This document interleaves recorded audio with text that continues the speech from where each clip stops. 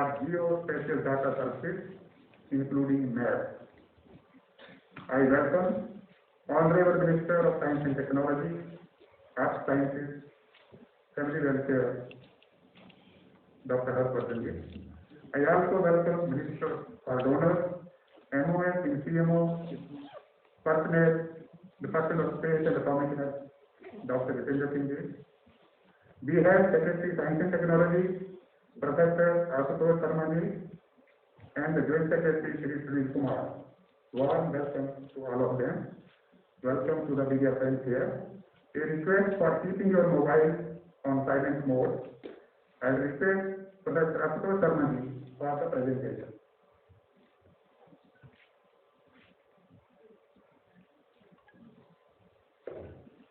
Good morning, Honorable Minister of Science and Technology, Dr. Harshvardhan, Honorable Minister of the State, PMO, Dr. Jitendra Singh, media people, officials, ladies and gentlemen. Today we are releasing guidelines on geospatial data and geospatial data services which are built on the data. Geospatial data basically is topographic data, which means the terrain, as well as the attributes, which means the description of the features on this terrain. Whether it is a shipyard, whether it is a hospital, a road, a railroad, a canal, whatever. So it's basically about surveying and mapping options in the country. As we know that geospatial data is foundational to, is vital for all manners of planning, development, governance, services, infrastructure. Everything rests on geospatial data and the services and applications which are built on it. So now there are three major objectives of this guidelines on geospatial data. The objectives are, first of all, the ease of collecting the data, using the data, sharing the data, basically liberalizing the whole sector of geospatial data in collecting it, in using it, and in sharing it. So with the ease of doing business. Second thing, which basically means liberalizing by deregulation, which means no prior approvals are needed for doing the survey, for surveying and for mapping and for building applications on that. It's also about democratization of data, which means the sharing of data by all the agencies of the government that collect this data, both with the public and private sector for development. In addition, that this goes a long way in the Atmanirbharta mission in products and services and delivery and infrastructure planning. This is indeed a historical turning point in 250 years history of surveying and mapping using modern tools in India. And this would indeed be something that would create the level playing field both for public and private entities in collecting geospatial data and using it. This is a vision of our Honorable Prime Minister, a vision and direction which is removing constraints and removing unnecessary regulations that delay our developmental goals, which is also maximum use of technology or modern technology, for example, drones and LiDAR and satellites and the ground truthing for collecting data with the speed and the scale which is required. So I will quickly tell you what are the rationale for the guidelines. The first principle, which is global, is what is readily available should not be regulated. In fact, it should not be regulated certainly for Indian entities. So whatever everybody, the whole world knows and has, that data and even beyond that should empower our own economy and our own companies. The need of scale, speed and accuracy of the technologies, they are no longer compatible with colonial era mindset and regulations on collection and use of geospatial data. So level playing field for both for Indian public and sort us into a group of nations that use modern technology with ease of access for economic growth. All the information and data supported by public funds need to be shared both with government agencies but also with the private sector with fair pricing, which is transparent and easily accessible. Salient features of the guidelines are there is restrictions on attributes. Now, attribute simply means that we have a feature, we put a name on it, or we describe that feature. So attribute, there is a restriction on attributes which are sensitive. Clearly, you don't want to reveal everything, but there is no restriction on areas for surveying and mapping. In other words, if an area is physically accessible, then there are no further restrictions on surveying and mapping. This is a point to be clearly understood. This is guidelines about surveying and mapping. There is not a guideline about access to a particular area. For Indian entities, there is complete deregulation with no prior approvals needed to collect geospatial data and to use it. The high spatial accuracy geospatial data finer than 1 meter horizontally and 3 meter vertically can be acquired and owned only by the Indian entities, and it is stored in India. There is a very simple reason for it, that the data of accuracy coarser than this is globally available because of satellites. So there is no point regulating that at all. Fine data can also be used to license, can be licensed to foreign entities, but cannot be owned by them. It is to build applications. For example, using geospatial data, we can predict where the flood would go. So in order for planning, for example, so a whole lot of applications are built on geospatial data, and for those applications, foreign companies can also use the data but cannot own it, cannot pass it on. Finally, all the terrestrial mapping, which means mapping on the ground, is restricted only to the Indian entities, both public and private, which includes ground truthing, verification, continuously operated reference system, and so on, new technologies which are on the ground. They are available only to the Indian entities. All geospatial data produced using public funds, except classified geospatial data, is to be made accessible for all-round development, including scientific, economic purpose for all Indian entities without any restrictions. Government agencies and others, also the private sector, must collaborate very strongly in order to avoid duplication, as well as to bring the speed and scale in the whole process of collecting and using data. Finally, the guidelines are not about an automatic right to physical access everywhere. There are no restrictions on surveying and mapping where physical access is not restricted. There would finally be an interministerial geospatial data promotion and development committee with representation from all the relevant ministries. And the committee's mandate is to totally empower geospatial data sector, which is going to have a huge impact on economy.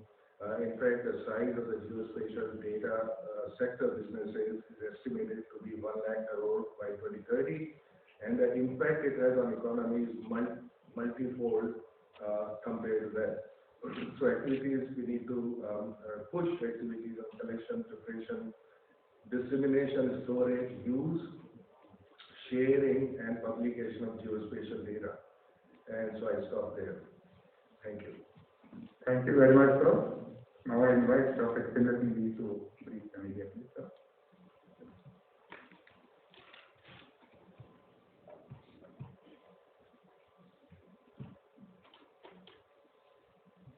With the permission of Honorable Minister for Science and Technology, Dr. Harsh Vardhan Ji, Secretary Science and Technology, Professor Ashutosh Sharma, Director General PIB, Shri Kuldeep Singh Latwalia Ji, and media friends.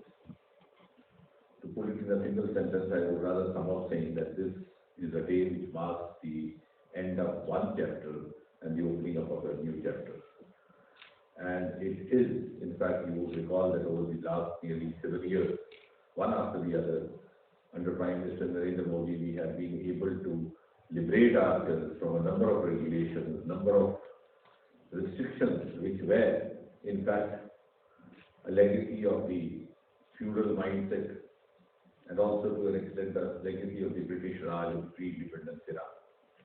And while on the one hand, we have got rid of as many as over 1,500 avoidable rules which have been done away with the intervention of Prime Minister Modi, this was an area, the sector of space, which was rather considered a taboo over the last 70 years since independence. And it worked, functioned behind a shroud of maybe secrecy or maybe mystery, very little known to the outside world. And you would recall that even in your younger days, if at all space made a news, it made a news only when there was a launching of a rocket happening from a place called Sriharikota, which was also forbidden for the common citizens, that you would just find one column news in the newspaper. Very recently, in a very revolutionary breakthrough, Prime Minister Modi, with his intervention and guidance, we could take the decision to, what I would say, unlock the space sector and to open it to a great extent to private participation in a number of ways which were actually permissible and safe to begin with. And this was a decision which was quite unimaginable till very recent past. And I think as a follow-up of that, now we have moved one step further and made a history today by announcing that map making in India stands completely deregulated from today. That is the 15th of February 2020. And this is in keeping with the agenda which has been followed by the government under Prime Minister Modi, the agenda of self-reliance, the agenda of Atmanirbhar Bharat.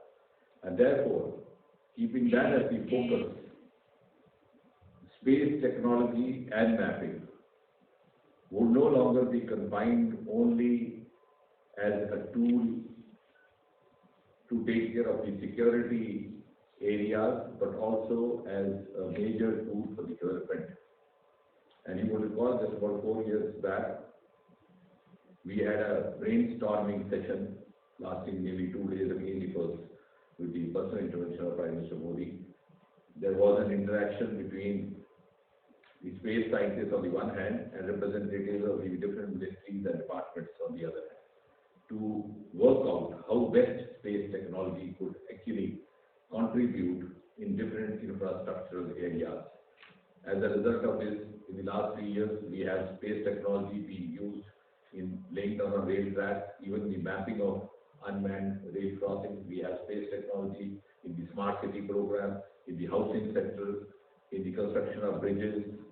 We have space technology in a big way in the agriculture sector for the welfare of the farmers, with the soil health card, with its DBT. We have telemedicine, tele-education, of course, further extended. And therefore, we have now actually entered a phase or an era where space technology has virtually entered every Indian household in one way or the other. And similarly, by making mapping accessible to other stakeholders, we would rather be incentivizing them to become partners in the development journey of New India led by Prime Minister Modi. And therefore, I would also invite the various stakeholders, the business houses also, to come forward to make best use of this new liberalization happening, which would in fact also take us closer to our 5 trillion economy goals. And with this liberalization, this will also encourage the PPP models in a bigger way.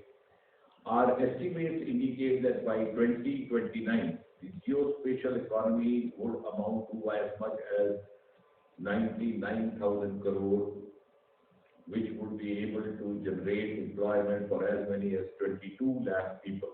And therefore, it's all the more reason that we enrich that potential and we contribute to that actually happening.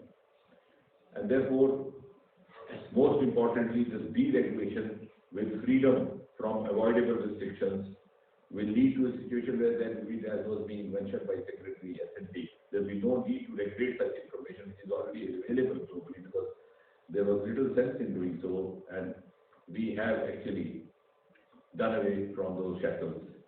And to conclude, I will just say that in a nutshell, this would also A, give you liberalization of mapping, B, no requirement for prior approval or other restrictions on the collection, generation, preparation, dissemination, publication, storage, updating, and digitalization of geospatial data and maps within the territory of India.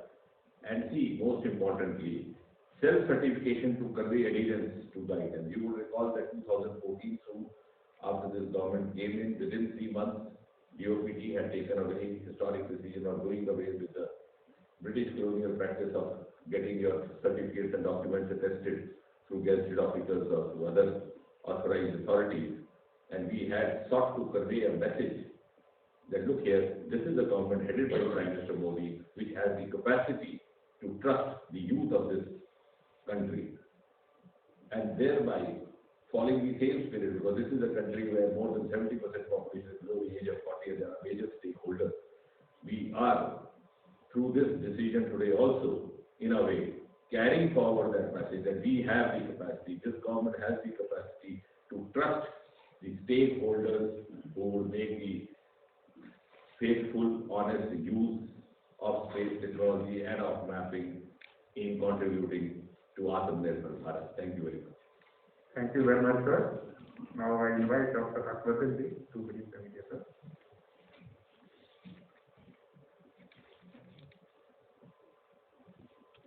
Thank you, Dr. Jiten Singh Ji, my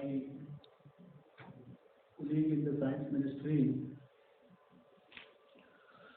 Dr. Ashutosh Sharma Ji, Shri Sunil Ji, and also thank you, Sudeep Ji, for organizing this press interaction for all of us, and thanks all of you, the media friends who are present here in this auditorium, to be part of this with us physically, and all those who have connected themselves virtually also with us. Thanks all of you. Well, friends, my task has been made easier by the statements that have been made just now by my dear colleague Dr. Jiten Singh Ji and Dr. Ashutosh Sharma Ji. But even at the cost of repetition of many things, I would like to underline and restate a couple of things which are relevant and important for today's press conference. First of all, let me emphasize and underline and also thank my dear Prime Minister Shri Narendra Modi ji, because he has been the guiding force for all of us, who has guided us, monitored most of the things over the last 7 years, not only in the science sector but in virtually every sector. And for this revolutionary thing that is going to start from today, he has been very, very passionate about ensuring that this is introduced. We have this very, very long awaited significant reform to happen in this particular sector. Just to give you an example, that for an organization like Survey of India, which is a government organization, which is more than 250 years old, which does a specialized job of doing all these surveys, creating all these maps, even after 250 years, all that started in the colonial era, when the Britishers used to rule over us. Survey of India, a government organization, also for doing their own activity, had to take permissions, approvals, and there were regulations for them also. And they had to go to the Defense Ministry, they had to go to the Home Ministry, they had to go to the IB, they had to go to the Civil Aviation Ministry for taking approvals for their own work. That was in fact the government work. And it in fact took almost sometimes many months, ranging from 3 months to 6 months to many times more than that. And we have seen over the years now, especially after 2014 under Prime Minister Modi ji, he has been very passionately reviewing everything that has happened in this country in the last 70 years, getting into the nitty-gritty of all the things, ensuring that whatever is needed to make things better, easier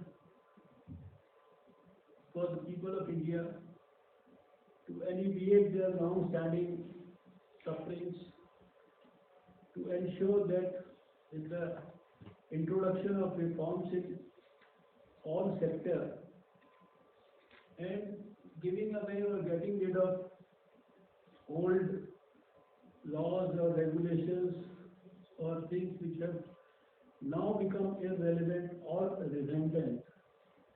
Prime Minister Modi has ensured that there is a radical change in every sector. And we all know that by now over 1,500 laws which ceased to be people-friendly or of any significant better use for the people of India, they have all been shown the way to the dustbin of history. And many such things have been done in the last 7 years under him, including so many missionary activities, so many missions that have been launched, maybe around Digital India, Swachh Bharat, etc., etc. So I would strongly say that all this that we are talking about today, and we feel fortunate enough in the Science and Technology Ministry that we have the continuous guidance and monitoring of our Prime Minister Narendra Modi ji, and it is because of him that these new guidelines have been able to see the light of the day. Just to what I repeat is repetition, but I want that it should be highlighted and stressed and impressed upon everybody. And I'm sure that these new guidelines, they will significantly boost the innovation geospatial sector, and they will certainly play a very, very important role in fulfilling or realizing or helping the country in realizing the dream of our Prime Minister. He has dreamt about a new India by 2022. He has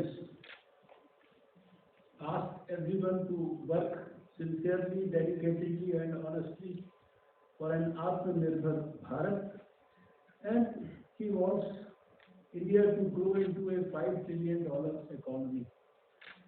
And I can say with a lot of conviction, and with whatever experience I have in the Science and Technology Ministry and with what is going to happen with the easing out of all these regulations and the deregulation activity, which has already happened in most of the countries of the whole world. In fact, I would say India is a little late in doing that.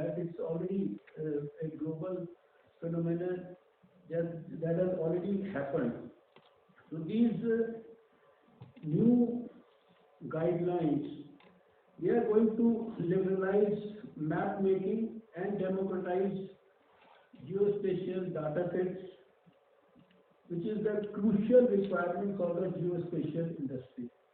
And that's, I think, the most important thing. At present, without these guidelines in place, several 100 billion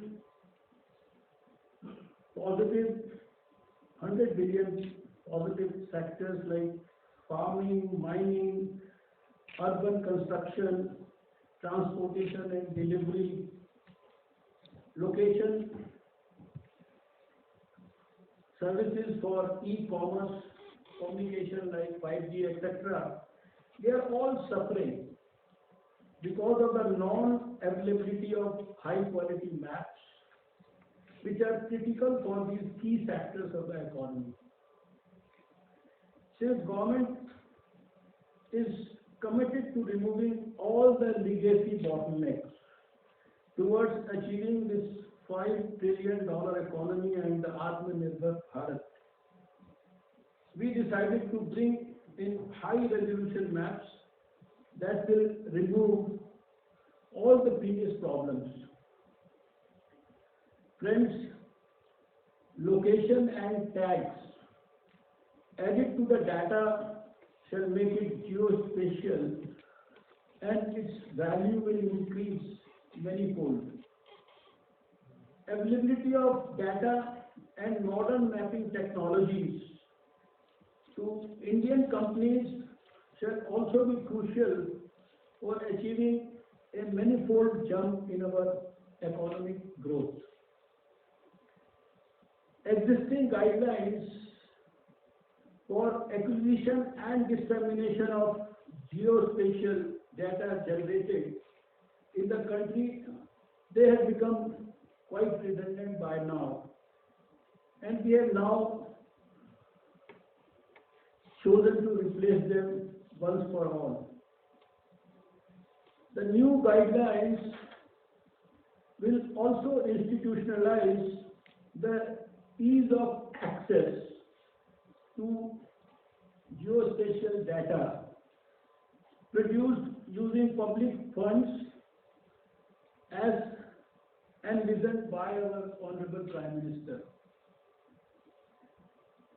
Under visionary leadership of Shri Narendra Modi ji, it is time to move away from approvals to self-certification, which has been highlighted by both my colleagues in their statements just now, for acquisition and production of geospatial data and the associated services like maps. New guidelines shall also stimulate and empower our domestic industry and surveying agencies. Friends, we strongly feel that geospatial data is critical for success of modern industry, offering location-based services such as e-commerce, delivery and logistics, urban transport, and it is also essential for traditional sectors of economy such as agriculture, construction and development, and also mines and minerals. Surveying and mapping are vital in planning, development services and governance in all sectors. These new guidelines shall significantly benefit diverse sectors of the economy and enhance preparedness of the country for the emergency responses also. Right now, the Survey of India and other agencies producing or owning maps and geospatial data will simplify procedures and use modern techniques such as cloud and APIs to make the data accessible online in a useful format to be used for planning, development, governance, and enterprise. Finally, I would say that crowdsourcing efforts shall be encouraged by the government to build maps by allocating public funds towards these efforts, and resultant geospatial data can be processed, applications built, and related solutions developed. Stakeholders benefit through the issuance of these new geospatial guidelines will include practically every segment of society, from industry to academia to government departments. As has been highlighted by Ashutosh ji and also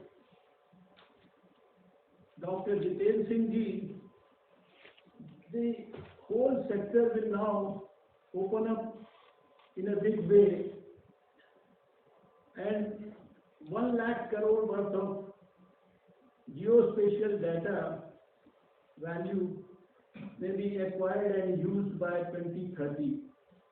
And it's going to be a big transformative process for the whole country. And we know about the Google Maps, but if we have to make our own services available, we have to liberalize, we have to start collecting, using and sharing data, and all this is going to happen in a big way from now onwards. So friends, this is a very, very historic day for all of us, for all the people in this country, whether in the public sector or in the private sector, who have also dreamt to contribute to fulfilling the dream of our Prime Minister for a modern India, for a new India, for a Atmanirbhar India, and for an India where we are able to alleviate the sufferings of the people of this country, which they continue to have even after 70 years, and we are able to aid and strengthen the process of development in this country in all sectors of the economy by using and liberalizing the scientific principles. It is truly science for the people of India, and it has been our dream to make science a huge public movement, make it easily available and accessible for every citizen of this country, for every NGO of this country, for every industry people, for every academic person, for every university.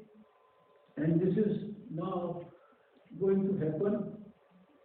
In 2020, in spite of COVID times, our ministry worked on a detailed Science and Technology Innovation Policy 2020, which resulted after consultation from over 25,000 stakeholders of different nature. And this is all about ensuring that we are able to use science under the guidance of our Prime Minister Narendra Modi ji to deliver for 1.35 billion people a new India where we can bring back smile on everybody's face, where we can ensure that good quality health, education and nutritional facilities are available for every child in this country, even in the remotest part of the country. And for that, all that is required on the developmental front, it is aided in the maximum possible and the best possible way with the help and the involvement of all the stakeholders in all sectors. So this is all about this new policy, these new guidelines, and I would like to tell you that in the future times, in not too distant future, you will see that these guidelines will be replaced by a policy, and to ensure that these guidelines and ultimately the policy is implemented in the best possible manner, effectively, in the most transparent manner, ensuring that everybody is able to exercise his right to use the guidelines for the country. We will have a inter-departmental committee which will have representatives not only from science and technology but also from ministries like defense, home and civil aviation, and also all the surveys like you know about the Survey of India, but there have been other surveys, archaeological and Forest Survey of India and others, the geological surveys. They will all find their place in the committee, which will ensure that we implement these guidelines in true spirit with utmost dedication and sincerity. Thanks all of you for being a part of this conference in COVID times. Namaskar, Jai Hind. Dhanyavad, sir. Friends, now With the permission of Honorable Mr. S&T, just to share a small bit of information that the Department of Space has already drafted a new space-based remote sensing policy, which has been put in public domain for inviting comments.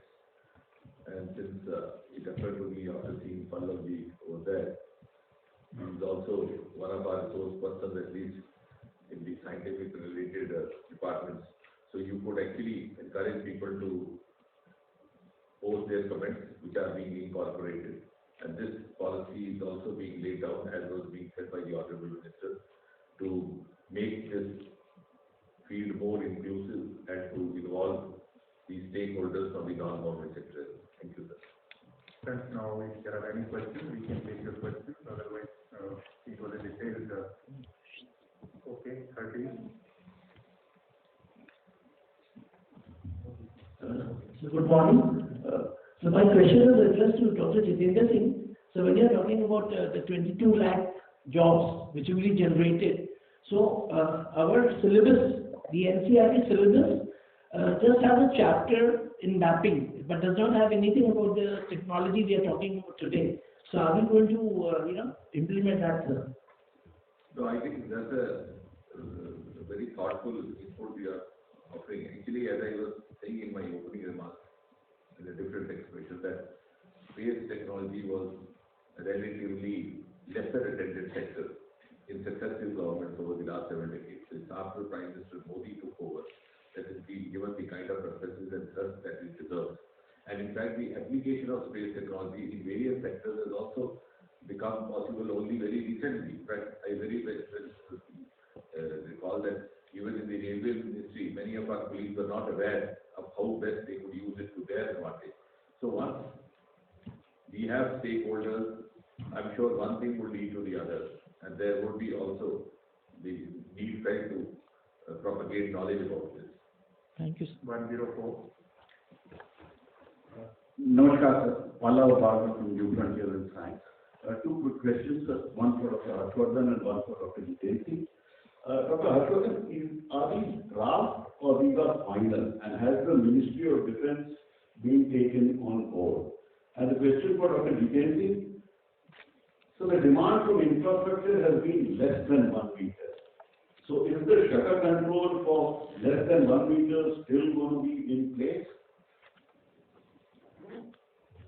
Regarding the first part which has been specifically asked to me, I think you see these have seen the light of the day after detailed deliberations with everyone in the government, and of course it includes the ministry that you have referred to.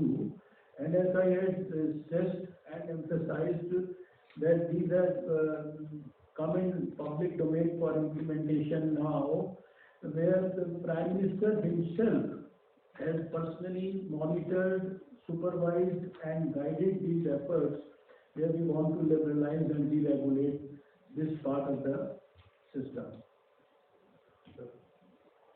I think, Pallavi, we just started opening up, and as learning from the experience, we move ahead. As of now, the symbolic representation of real-world objects, this is mentioned actually in the draft regions or schemes on a given scale, which is generally published in paper, will now be available on the web map. Of course, we would not be able to tag various places, not name it like this is Sriharikota. So that kind of embargo still exists, but otherwise, it will be accessible. And learning from the experience, we move ahead. Last question, 31. Sir, I understand that the Surveyor General of India is mapping the whole of India. When do we expect the whole of India property mapping to happen? And second, when we can have the Google Map Indian version ready? Because I understand that work is going on that as well. I think it to give a particular date or a time,